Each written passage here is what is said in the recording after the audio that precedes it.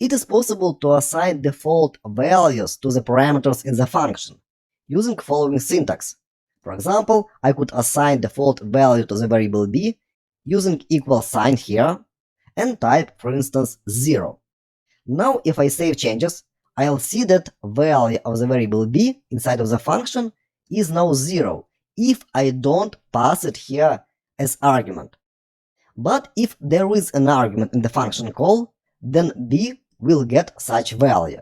That's what we see here as a result of this function call. This is called default parameter value in the function. Alright, of course you could perform different actions with parameters inside of the function. For instance, we could rename function and let's name it sum. I could select all occurrences of fn here like that and rename all of them to sum. And now let me return a plus b instead of array. And of course, let's pass here number as second argument and let's remove this line from here.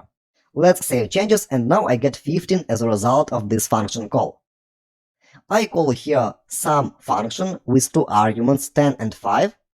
Those variables a and b at the moment of the function call will get assigned those values. A will be 10 and b will be 5.